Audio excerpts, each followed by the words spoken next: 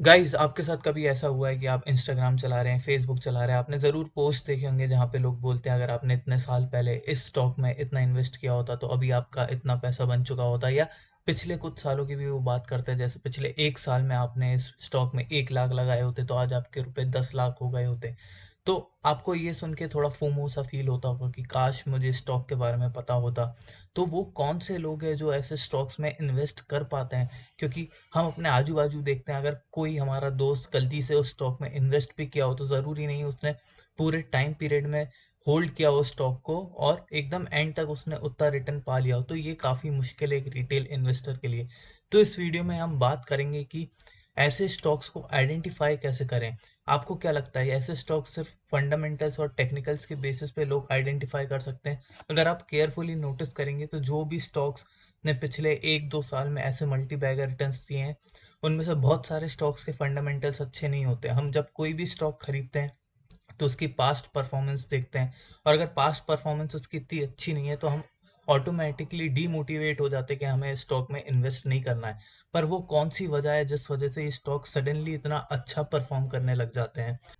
इस वीडियो में हम इन्हीं फैक्टर्स पे बात करेंगे that how to research on stock. So ये वीडियो एक सीरीज 3 पार्ट की वीडियोस रहेंगी। इसमें पार्ट 1 में हम समझेंगे कंपनी का बिजनेस और इंडस्ट्री को कैसे एनालाइज करें, सेकंड पार्ट होगा फंडामेंटल्स पे, और थर्ड पार्ट होगा टेक्निकल्स पे। सो पार्ट 1 इस वीडियो का मुझे लगता है सबसे ज़्यादा इंपॉर्टेंट है, क्योंकि फंडामेंटल्स एंड टेक्निकल्स तो हम नॉर्मली स्टॉक्स के पढ़ते ही हैं, लेकिन ये एक वजह है कंपनी का बिजनेस जो उसको दूसरी कंपनियों से डिफर करती है, और इसके रिटर्न्स इसी पे डिपेंड करते हैं। हो सकता है कंपनी आज नॉर्मली परफॉर्म कर रही हो। एक एग्जांपल के थ्रू मैं आपको बिजनेस और इंडस्ट्री नॉलेज की इंपॉर्टेंस समझाने की ट्राई करता हूँ। जैसे आप इस स्लाइड को देखिए, आपको सबसे पहले कंपनी का प्रोडक्ट देखना है। किसी भी कंपनी में आप इन्वेस्ट करने से पहले पहली चीज आप क्या देखेंगे? प्रोडक्ट। समझ लीजिए एक कंपनी का प्रोडक्ट है पॉलीथिन्स, दूसरी कंपनी का है सेमीकंडक्टर। ये दोनों प्रोडक्ट सुनने के बाद आपके माइंड में क्या आता है? पहली चीज मेरे माइंड में आती है, जिस कंपनी का प्रोडक्ट पॉलीथिन है, जो कि काफ़ी नॉर्मल प्रोडक्ट है, पॉलीथिन वाइडली यूज़ होती है। हाँ, इस प्रोडक्ट की डिमांड बहुत है, लेकिन क्या इस प्रोडक्ट का फ्यूचर बहुत अच्छा है? मेरे दिमाग में पहली बात यही आती है कि हमारी कंट्री और गवर्नमेंट ट्राई कर रही है पॉलीथिन को बैन करने की, और आज नहीं तो कल इसका यूसेज ज़रूर कम होगा। दो इसको रिप्लेस करना आसान नहीं है, इतना कॉस्ट इफेक्टिव मटेरियल और इतना लॉन्ग लास्टिंग मटेरियल बनाना मुश्किल है, लेकिन कोशिश ज़रूर करेगी हमारी कंट्री की गवर्नमेंट। दूसरा प्रोडक्ट है सेमीकंडक्टर। आपको अगर सेमीकंडक्टर के बारे में नहीं पता है तो ये चिप्स होती है जो इलेक्ट्रॉनिक गैजेट्स में यूज़ होती है, ऑलमोस्ट हर गैजेट्स में यूज़ होती है, चाहे वो लैपटॉप हो, अपना मोबाइल हो, फ्रिज हो, माइक्रोवेव हो, एक्सेट्रा। रिसेंटली आपने देखा भी होगा कि सेमीकंडक्टर इंडस्ट्री में काफ़ी शॉर्टेज आई थी, जिस पर मैंने एक वीडियो भी बनाई है और स्टॉक्स रिकमेंड किए हैं। आप ये वीडियो यहाँ पे आई बटन पर देख सकते हैं। तो इस प्रोडक्ट को लेके मुझे पॉजिटिव फील होता है, क्योंकि मुझे लगता है इस प्रोडक्ट की डिमांड बढ़ेगी। तो यस, सबसे पहली चीज़ आपको ये देखनी है कि प्रोडक्ट फ्यूचरिस्टिक है कि नहीं, और लोग उसके बारे में क्या सोचते हैं, बिकॉज वर्ड ऑफ माउथ किसी भी कंपनी के लिए सबसे बड़ी मार्केटिंग होती है। अगर लोग उस प्रोडक्ट की तारीफ करते हैं तो दूसरे को रिकमेंड करेंगे, ऑटोमेटिकली इसका इफेक्ट कंपनी की सेल्स पे दिखेगा, सेल्स अच्छी होंगी, प्रॉफिट बढ़ेगा। और ये सब बातें हम इस बाद में भी करेंगे, इस वीडियो में फंडामेंटल्स वाली ही वीडियो में ज़्यादा बात करेंगे। लेकिन कंपनी का स्टॉक प्राइस पे इफेक्ट पड़ेगा पॉजिटिव अगर कंपनी के बारे में लोग अच्छी बातें करते हैं। तो आपको ऑब्जर्व करना है कि लोग उस कंपनी के प्रोडक्ट के बारे में क्या बोलते हैं। लेकिन ये हर केस में ज़रूरी नहीं है। जैसे प्रोडक्ट अगर बी टू बी हुआ या कोई सर्विस कंपनी हुई, आप देखिए प्रोडक्ट ज़रूरी नहीं हर कंपनी प्रोडक्ट में हो, सर्विस भी हो सकती है। जैसे कोई company door to door scrap collection service दे रही है, दूसरी company software as a service company है। नाउ ये दोनों सर्विस देख के मुझे माइंड में एक पॉजिटिव इफेक्ट लगता है। मुझे लगता है door to door collection scrap वाली कंपनी भी फ्यूचर में अच्छा परफॉर्म करेगी, क्योंकि हम आजू बाजू देखते हैं अब कब पहले लोग अपना स्क्रैप कबाड़ी वाले को दिया करते थे, लेकिन आज के टाइम पे लाइफ इतनी मॉडर्न हो गई और कबाड़ी वाले भी टाइम के साथ एकदम एक्सटिंक्ट से हो जाएंगे। तो हमें ये सर्विसेज की ज़रूरत पड़ेगी और ये कंपनी के रेवेन्यूज बढ़ेंगे। साथ ही साथ आईटी का ज़माना है, सॉफ्टवेयर्स बढ़ेंगे, यूसेज बढ़ेगा, तो इस कंपनी के लिए भी मुझे काफ़ी पॉजिटिव फील होता है। लेकिन एक बात नोटिस करने वाली ये है कि जो वर्ड ऑफ माउथ रहता है, हम वो बी टू सी कंपनीज के लिए तो फिर भी लोगों से बात करके पढ़ के पता कर सकते हैं, लेकिन बी टू बी कंपनीज, जो company B to B service देती है, प्रोडक्ट देती है, उनके लिए वर्ड ऑफ माउथ हमें नॉर्मल पब्लिक से नहीं मिलेगा। उसके लिए हमें और डीपर स्टडी करनी पड़ेगी और आर्टिकल्स पढ़ने पड़ेंगे, उनके क्लाइंट्स उनके बारे में क्या कहते हैं वो पढ़ना पड़ेगा। एक कंसेप्ट जो बहुत इंपॉर्टेंट है जब भी हम किसी कंपनी का प्रोडक्ट देख रहे हैं, तो प्रोडक्ट लाइफ साइकिल का कंसेप्ट उससे रिलेट करना बहुत ज़रूरी है। प्रोडक्ट लाइफ साइकिल क्या होता है? हर प्रोडक्ट की एक लाइफ होती है, जैसे हर ह्यूमन बीइंग की एक लाइफ होती है। जिस तरह हमारा बर्थ होता है, हम ग्रो होते हैं, कुछ साल में टीन एज वाली एज में आते हैं, फिर एडोलेसेंस, फिर एडल्ट्स, हम फिर ओल्ड एज में आते हैं, और फाइनली एक टाइम आता है जब हमारी डेथ होती है। उसी तरह एक प्रोडक्ट भी कई फेजेस से गुजरता है अपनी लाइफ के दौरान, जिसमें उसका बर्थ होता है, जिसको हम इंट्रोडक्शन स्टेज बोलते हैं, या ये स्टेज होती है एक मार्केट डेवलपमेंट स्टेज। इस स्टेज में कोई भी प्रोडक्ट, आज के टाइम पे हम देख सकते हैं जिस तरह से काफ़ी स्टार्टअप्स नए नए प्रोडक्ट लेकर आते हैं जो मार्केट के लिए एकदम नए रहते हैं। और इस स्टेज की खास बात यह है कि इस स्टेज में मार्केटिंग एक्सपेंडिचर बहुत ज़्यादा होता है, बिकॉज लोगों को अवेयर करवाना पड़ता है प्रोडक्ट से। सेल्स कम रहती है क्योंकि कम लोग जानते हैं इस प्रोडक्ट के बारे में। आप मान लीजिए जैसे आज से 2 साल पहले क्रिप्टोज इतने फेमस नहीं थे, क्रिप्टो वॉलेट्स, क्रिप्टो एक्सचेंजेस, ये सब एक नए प्रोडक्ट थे कंपनी के लिए, तभी इन कंपनीज ने इतना ज़्यादा एडवर्टीजमेंट कैंपेन किया, इतना ज़्यादा खर्च किया, आईपीएल में स्पॉन्सर किया, हर जगह हर स्पोर्ट्स इवेंट्स में, बिल बोर्ड्स में हम क्रिप्टो प्लेटफॉर्म्स की ऐड देखते थे। ये मैं 2 साल पहले की बात कर रहा हूँ। और इनका हाई एक्विजिशन कॉस्ट होता है क्योंकि स्पेंडिंग इनकी इतनी इतनी ज़्यादा रहती है, कंपटीशन कम रहता है क्योंकि अभी ये फील्ड बहुत बड़ा मार्केट नहीं बना है, इसलिए ज़्यादा लोग इसमें एंटर नहीं होते। और फाइनेंशियल लॉसेस होते हैं कंपनी को, जो हम आज के स्टार्टअप इकोसिस्टम में देखते हैं कि स्टार्टिंग के कुछ साल इन कंपनीज को काफ़ी बड़े बड़े लॉसेस होते हैं। लेकिन ये टाइम गुजरता है, फिर आता है ग्रोथ पार्ट एक कंपनी का, जो सबसे इम्पोर्टेंट पार्ट होता है किसी भी प्रोडक्ट की स्टोरी का। और हमें ऐसे ही प्रोडक्ट ढूंढने हैं जो ये ग्रोथ स्टेज में हो। नाउ इतना इम्पोर्टेंट क्यों है जो ये ग्रोथ स्टेज में हो? बिकॉज जैसे जैसे लोगों को इस प्रोडक्ट के बारे में पता चलता है, कंपनी के प्रॉफिट्स इंक्रीज होते हैं, सेल्स इंक्रीज होते हैं, फाइनली कंपनी प्रॉफिटेबल बनती है। और जब कंपनी प्रॉफिटेबल बनती है, एक लॉस मेकिंग से कोई भी कंपनी अगर प्रॉफिटेबल बनती है, तो इसका काफ़ी पॉजिटिव इम्पैक्ट पड़ता है दूसरे लोगों पर भी। इस कंपनी को और इन्वेस्टर्स मिलते हैं, और धीरे धीरे ये कंपनी काफ़ी अच्छी ग्रो करती है। इस टाइम पे इनका कस्टमर एक्विजिशन भी अच्छा रहता है, और साथ ही साथ मार्केट में थोड़ा कंपटीशन भी आता है, जिस वजह से मार्केट साइज बढ़ता है। ये स्टेज इतनी ज़्यादा इम्पोर्टेंट इसलिए बिकॉज इस ग्रोथ स्टेज में मार्केट के पास कोई अपर लिमिटेशन नहीं है, उसका कस्टमर बेस कितना भी एक्सपेंड हो सकता है। बिकॉज डेवलपमेंट स्टेज में तो उसका कस्टमर बेस काफ़ी कम रहता है, लेकिन ये ग्रोथ में उनका customer base 5x 10x 20x even 100x भी हो सकता है। इससे कंपनी के प्रॉफिट्स काफ़ी ज़्यादा बढ़ सकते हैं। तो इसलिए ये ज़रूरी है हम उस प्रोडक्ट को आइडेंटिफाई करें जो इस ग्रोथ स्टेज में है। इसके बाद एक स्टेज आती है मैच्योरिटी स्टेज, जहाँ पे कंपनी की सेल्स हाईएस्ट होती है। क्या आप लोग कोई ऐसा प्रोडक्ट सोच सकते हैं जो अभी मैच्योरिटी स्टेज में हो? मेरे दिमाग में एक प्रोडक्ट आता है जैसे पेट्रोल व्हीकल्स, पेट्रोल कार्स। हमें पता है आगे आने वाला टाइम ईवी का टाइम है, पेट्रोल कार्स अभी हाईएस्ट हो सकती है रोड पे, और आगे आने वाले सालों में हम जानते हैं कि पेट्रोल कार्स की सेल्स थोड़ी हो सकती है, लेकिन सेल्स ग्रोथ पिछले कुछ साल से अगर हम कंपेयर करेंगे तो सेल्स ग्रोथ ड्रॉप हो सकती है, जिस वजह से total number of cars in the available market will reduce, because पुरानी कार्स स्क्रैपेज में जाएंगी और धीरे धीरे ईवी कार्स रोड पे बढ़ेगी। तो यहाँ से हो सकता है पेट्रोल कार्स का ग्राफ डिक्लाइन हो, एक सेचुरेशन फेज आता है। ये जो सेचुरेशन पॉइंट होता है वो कंपनी का पॉइंट होता है, मैक्सिमम सेल्स वाला पॉइंट, सबसे ज़्यादा प्रॉफिट्स होते हैं। लेकिन कस्टमर एक्विजिशन यहाँ पे लो होता है, बिकॉज कस्टमर्स दूसरी जगह स्विच होने लगते हैं, जैसे पेट्रोल कार्स से अब ईवी कार्स में स्विच होंगे, जो भी सब्सटीट्यूट प्रोडक्ट होगा उससे बेटर प्रोडक्ट होगा उसमें स्विच होते हैं। और यहाँ पे कंपटीशन भी काफ़ी स्टेबल रहता है। इसके बाद होता है जो डिक्लाइन फेज, हमें इस फेज के प्रोडक्ट तो एब्सोल्युटली अवॉइड करने हैं जिनकी सेल्स डिक्लाइन होगी, कस्टमर्स भी जाएंगे, प्रॉफिट भी कम होगा, और धीरे धीरे कंपटीशन भी एलिमिनेट होगा, बिकॉज कंपनीज को इसमें आगे प्रॉफिट ग्रोथ नहीं दिखेगी, तो बहुत सारी छोटी छोटी कंपनियां अपने रिसोर्सेज शिफ्ट करने की ट्राई करेगी। सो गाइज एक क्वेश्चन अराइज होता है कि हम ऐसे प्रोडक्ट कैसे फाइंड करें जो अपनी ग्रोथ फेज में है। तो इसका जवाब आपको कंपनी के फाइनेंशियल स्टेटमेंट्स में कुछ हद तक मिल सकता है। आप कंपनी के फाइनेंशियल स्टेटमेंट्स एनालाइज करेंगे, और जो भी पॉइंट है उनकी सेल्स इंक्रीज हो रही है, प्रॉफिट इंक्रीज हो रहा है, आप देखिए कि इसके साथ वो कंपनी का मार्केट शेयर इंक्रीज हो रहा है क्या।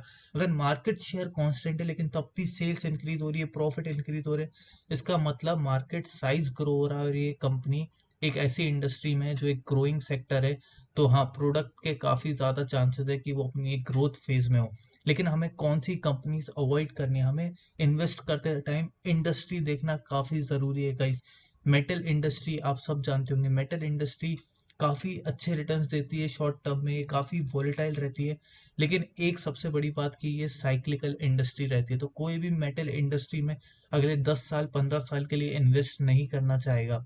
हमेशा एक्सपीरियंस्ड इन्वेस्टर मेटल इंडस्ट्री में शॉर्ट टाइम के लिए इन्वेस्ट करते हैं और इस शॉर्ट टाइम में काफ़ी अच्छा रिटर्न देते हैं, क्योंकि इसमें साइकिल आती है, एक एक्सपेंशन आता है जब मेटल इंडस्ट्री उसके बाद एक पीक पॉइंट पे रीच करती है, उसके बाद रिसेशन आता है। तो आप कभी भी टाटा स्टील, जेएसडब्ल्यू इनके स्टॉक्स देखेंगे तो हो सकता है 5 साल पहले भी आज वाली प्राइस पर ही ट्रेड कर रहे हो, बिकॉज जब पीक पर होते हैं तो इनकी स्टॉक प्राइस हाईएस्ट पॉइंट पे होती है, लेकिन उसके बाद इनमें जब डाउन ट्रेंड आता है तो काफ़ी लंबा डाउन ट्रेंड हो सकता है, 1 साल का, 2 साल का, 3 साल का, और ये अपना बॉटम बनाते हैं जब ये अपने ट्रफ वाले पॉइंट पे आते हैं, उसके बाद फिर से इनसे इनमें रिकवरी फेज आता है। और यहाँ पे काफ़ी इन्वेस्टर ट्राई करते हैं इसको फाइंड करने का, ये रिकवरी फेज को। मैंने एक वीडियो बनाई है मेटल इंडस्ट्री पे भी, मैं यहाँ पे आई बटन पे आपको अटैच कर देता हूँ, आप वो वीडियो भी देख सकते हैं और इन्फॉर्मेशन के लिए कि हमें मेटल इंडस्ट्री में कैसे इन्वेस्ट करना चाहिए। हमें हमेशा वैसी इंडस्ट्री टारगेट करनी है लॉन्ग टर्म के लिए जो एक ग्रोइंग सेक्टर है। ग्रोइंग सेक्टर में भी ऐसा करेक्शन आता है, लेकिन करेक्शन बहुत डीप नहीं होता। ऐसी इंडस्ट्री कौन सी हो सकती है? फॉर एग्जांपल एफएमसीजी हो सकती है, आईटी हो सकती है, फाइनेंस हो सकती है, क्योंकि ये इंडस्ट्री एक ग्रोइंग मार्केट है। हम देख रहे हैं पिछले कुछ सालों से कि ये इंडस्ट्री कंटिन्यूसली ग्रो हो रही है, लेकिन जब इनमें भी डाउन टर्न आएगा तो हमें इनमें से भी एग्जिट करने की ज़रूरत पड़ेगी गाइस। एग्जिट करना हमारी हाथ नहीं होती, एग्जिट करना हमें हमारे बड़े लॉसेस से बचाता है। तो आप कभी भी ये मत सोचिए अगर स्टॉक में कभी एसएल हिट हो रहा है या कुछ भी हिट हो रहा है तो हम हार गए। नहीं, ये आपकी एक छोटी जीत है कि आप बड़ी हार से बच गए। जो नेक्स्ट थिंग है गाइस, हमें देखनी है कि कंपनी कौन कौन सी इंडस्ट्री में एक्सपोजर रखती है ना। ऐसा हो सकता है कि कंपनी के अंदर काफ़ी सारी सब्सिडरीज कंपनी तो जो अलग अलग सेगमेंट में काम करती हो। हम यहाँ पे रिलायंस की बात करते हैं, जैसे रिलायंस रिटेल के बिजनेस में भी है, retail and wholesale. Alok industries जो उनकी एक और सब्सिडरी है जो उनने रिसेंटली एक्वायर की थी, जो कि टेक्सटाइल बिजनेस में है। फिर वो मीडिया बिजनेस में है, टीवी 18, नेटवर्क 18 के थ्रू। इंफ्रास्ट्रक्चर बिजनेस में है रिलायंस इंडस्ट्रियल इंफ्रास्ट्रक्चर के थ्रू।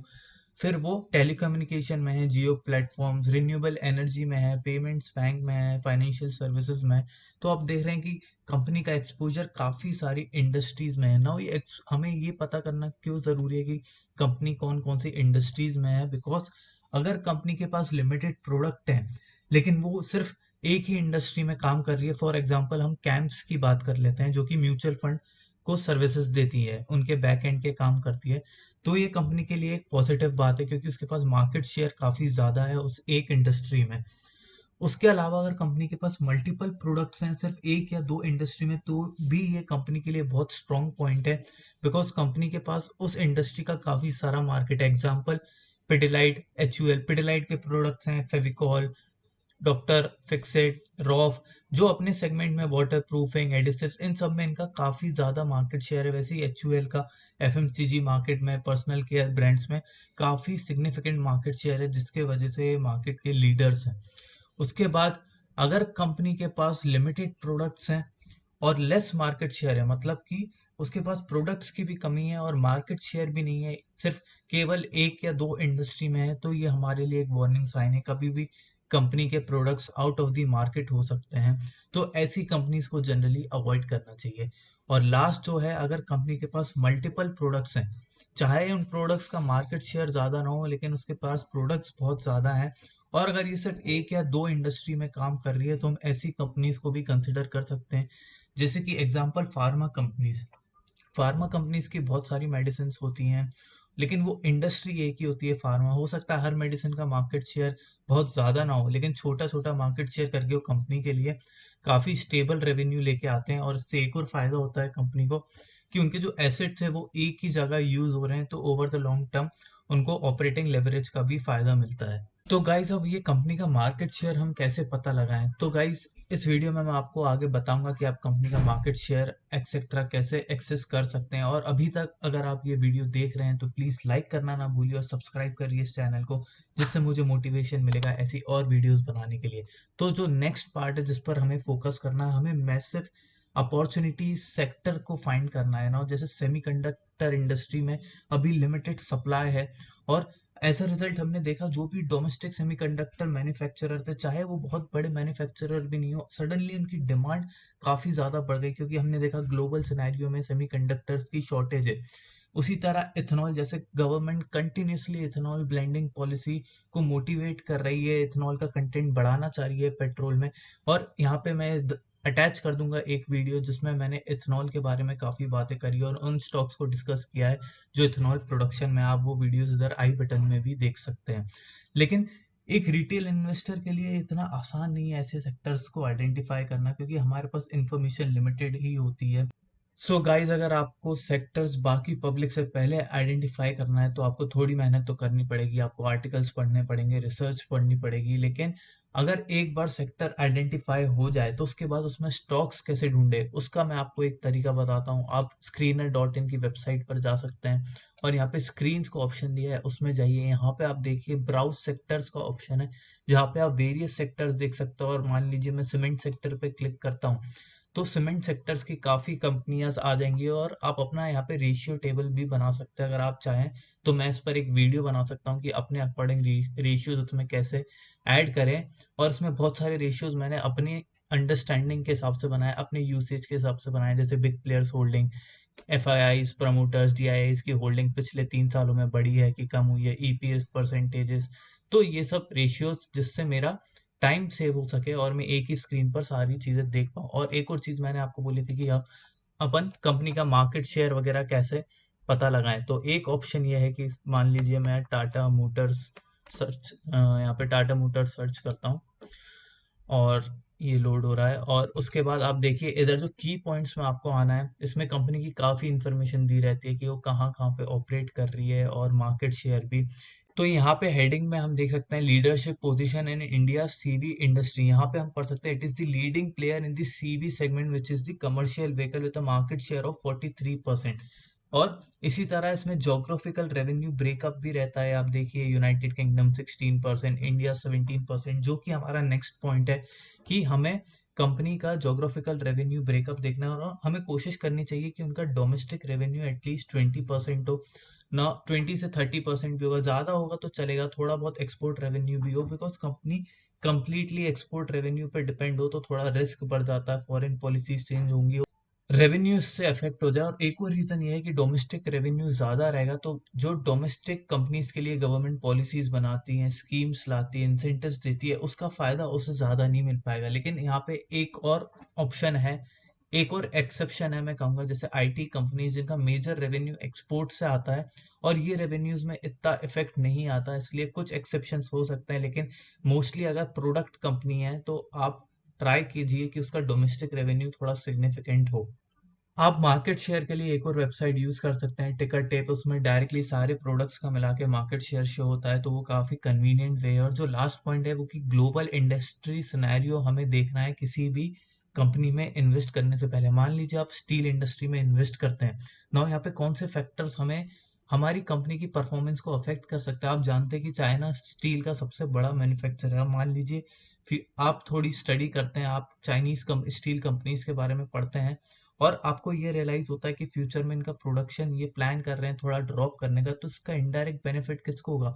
इंडियन स्टील सेक्टर को होगा। हो सकता है सडन बूम आए इंडियन स्टील सेक्टर में और ऐसे ही अपॉर्चुनिटी आपको ढूंढनी। ये मैंने सिर्फ एक पॉइंट बताया, ऐसे आप जब आर्टिकल्स पढ़ेंगे या थोड़ा टाइम देंगे तो आपको काफी सारी इंसाइट्स मिलेगी जिसके बेसिस पे आप अपना डिसीजन ले सकते हैं। नेक्स्ट थिंग जो हमें फोकस में रखनी है कि कंपनी के पास कम्पिटिटिव एज क्या है। अल्टीमेटली लॉन्ग टर्म में कंपनी को क्या डिफाइन करेगा कि उसके प्रोडक्ट दूसरी कंपनी से बेटर क्या है, या उस कंपनी में दूसरी कंपनी से बेटर क्या है जो कस्टमर्स उसके पास लौट कर आएंगे। तो ये कम्पिटिटिव एज कुछ भी हो सकता है कंपनी की मैन्युफैक्चरिंग कॉस्ट काफी लो हो बिकॉज वो अपने रॉ मटेरियल्स बेटर सप्लायर से सोर्स करते हो सकता है वो टेक्नोलॉजी में बहुत आगे हो जिस और कस्टमर्स के पास एक बेटर एक्सपीरियंस छोड़ पाते हैं। हो सकता है उनका डिस्ट्रीब्यूशन चैनल बहुत हो जिससे उनके न्यू प्रोडक्ट कैटेगरी को भी काफी हेल्प मिलता हो और जिससे उनके दूसरे प्रोडक्ट्स को भी काफी अच्छा एक्सपोजर मिलता हो सकता है उनका प्रोडक्ट ही इतना अच्छा हो कि वो सब पर भारी पड़ता हो कि उस प्रोडक्ट में ही इतना दम है। हो सकता है इंडस्ट्री में काफी ज्यादा बैरियर्स हो जिससे वो एक ओलिगोपोली मार्केट जैसा हो जहाँ पे ज्यादा इंडस्ट्री, ज्यादा कंपनी, जैसे कि ऑटोमोबाइल सेक्टर जिसमें इतना आसान नहीं है किसी भी कंपनी के लिए एंटर होना।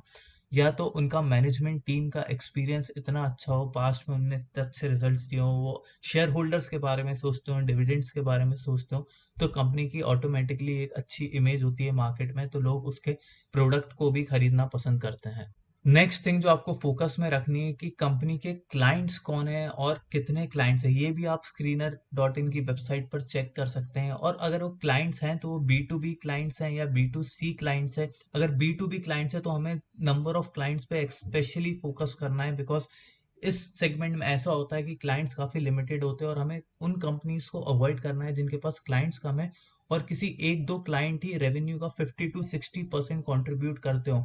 मान लीजिए कोई कंपनी रेलवेज को सप्लाई देती है और वो रेलवेज के लिए ही पार्ट बनाती है ना, ऐसी बहुत सारी कंपनीज है जो रेलवे के लिए पार्ट्स बनाती होंगी और तो उनके लिए अकेला रेवेन्यू सोर्स है रेलवेज, और वो पार्ट्स कहीं भी और यूज नहीं हो सकते। तो ऐसी कंपनीज काफी अनस्टेबल हो सकती है फ्यूचर में, अगर उनको फ्यूचर में कॉन्ट्रैक्ट्स नहीं मिले तो उनकी अर्निंग्स ड्रास्टिकली ड्रॉप हो सकती हैं। और बी टू सी कंपनी है तो हमें देखना है कि उसके कस्टमर्स कौन कौन से रीजन में है और वो फ्यूचर में कहाँ कहाँ प्लान कर रही है एंटर होने का। ऑल्सो जैसा मैंने बोला हमें कंपनी की मैनेजमेंट टीम पर ध्यान देना है, specially top managerial position CEOs के हमें थोड़ा पास्ट देखना है कि उनके पास क्या एक्सपीरियंस है, रिलेटिव एक्सपीरियंस है कि नहीं। साथ ही साथ हमें देखना है कि कंपनी कौन कौन से मर्जर्स जेवीज एक्विजिशंस कर रही है। ये सब आप स्क्रीनर डॉट इन की वेबसाइट पर चेक कर सकते हैं, और आपको डिटेल में पढ़ना हो तो आप अपनी फर्दर रिसर्च भी कर सकते हैं। लेकिन मेरे ख्याल से इतना इनफ होगा अगर आपको बेसिक बेसिक आइडिया चाहिए तो।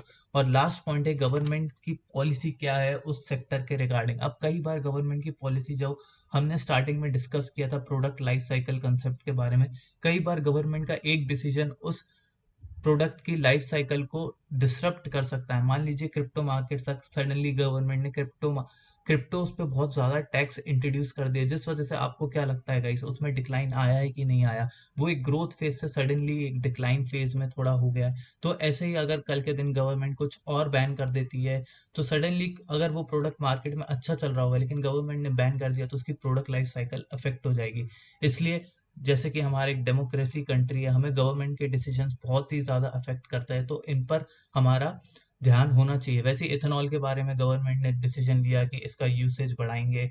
अब तो वो ये भी बोल रही है कि हमें ऐसे व्हीकल्स चाहिए जो कंटिन्यूसली जो पूरी तरह ही इथेनॉल पर डिपेंडेंट रहे, तो इससे उसका यूसेज काफ़ी बढ़ेगा। अगर हम इस सेक्टर में कोशिश करें कोई अंडरडॉग या अंडर वैल्यूड स्टॉक निकालने की, या इतना आसान नहीं होता है, बिकॉज आप देखेंगे आप सबसे पहले फाइनेंशियल स्टेटमेंट्स ही देखेंगे जिसकी हम नेक्स्ट पार्ट में बात करेंगे। लेकिन अगर आप बिजनेस की अंडरस्टैंडिंग रखते हैं तो आप मार्केट को बीट कर सकते हैं। यहाँ पे बिजनेस की अंडरस्टैंडिंग सबसे ज़्यादा इंपॉर्टेंट है, और इस तीन पार्ट की वीडियोस में भी मैं ये बोलूँगा कि आप ये फर्स्ट पार्ट पे सबसे ज़्यादा फोकस करिए, बिकॉज फंडामेंटल्स एंड टेक्निकल्स की इंफॉर्मेशन तो सबके पास रहती है, और बेसिकली हम सब वो फंडामेंटल्स टेक्निकल्स को सेम तरह देखकर सेम तरह के ही इंटरप्रिटेशन ड्रॉ करेंगे। थोड़ा थोड़ा हमारे एक्सपीरियंस के बेसिस पे हम थोड़ा थोड़ा अलग देखेंगे, लेकिन जब हम वो कॉमन फैक्ट्स देखेंगे तो particularly majority of the population का डिसीजन सेम रहेगा। लेकिन जहाँ पे हमारे डिसीजन डिफर करेगा, जहाँ पे हम लोग दूसरे लोगों से डिफर करेंगे, वो है ये अंडरस्टैंडिंग ऑफ बिजनेस इंडस्ट्री, जो कि एक डिस्क्रिशनरी पार्ट है और हर इंसान अपने अलग तरीके से सोचेगा। सो गाइस इस वीडियो में बस इतना ही, हम बाकी की दो वीडियोस फंडामेंटल्स एंड टेक्निकल्स पे बनाएंगे और पूरी तरह कवर करने की कोशिश करेंगे कि एक स्टॉक को किस तरीके से रिसर्च किया जाए और मल्टी बैगर स्टॉक कैसे फाइंड किए जाए। तो आपको अगर गाइस वीडियो पसंद आई हो तो लाइक करना ना भूलिए और सब्सक्राइब करिए इस चैनल को, जिससे मुझे और ऐसी वीडियोस बनाने का मोटिवेशन मिलेगा और मेरी वीडियोस और ज़्यादा ऊपर रैंक करेगी। So guys bye and thank you.